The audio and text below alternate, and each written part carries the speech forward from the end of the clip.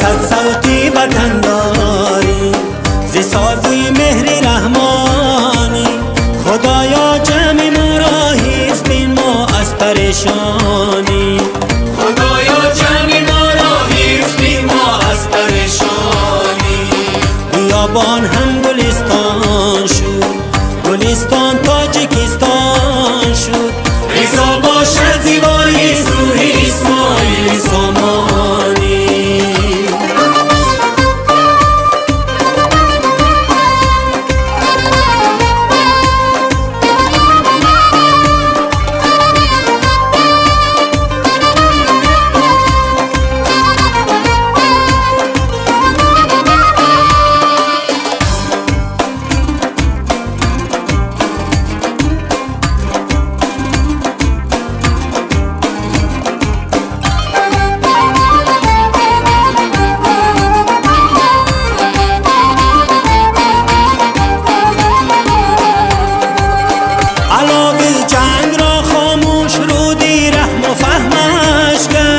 جهانی شد ز صلحش آبروی تاجیکستانی.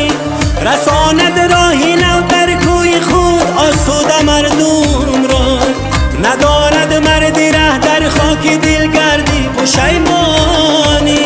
رسد صوتی وطنداری ز سازی مهر رحمانی. خدایا جمع ما را حفظ بین ما از پریشانی.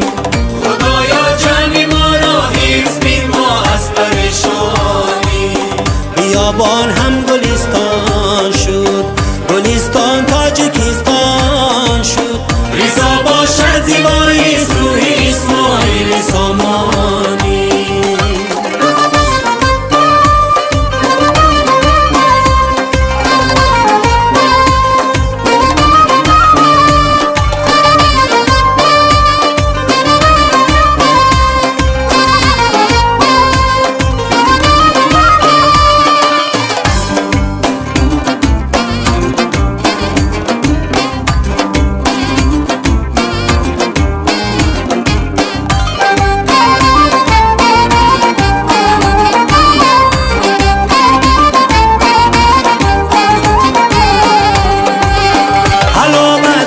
باشد باغ و گلگشت خیابانش که هر فوار اشارت به خاطر روزی بارانی. شکوهی جشنها هم در تصورها نمی گنجد که در تصویر هر یک لال ماند خام ایمانی. رسد صوتی وطنداری ز سازی مهر رحمانی.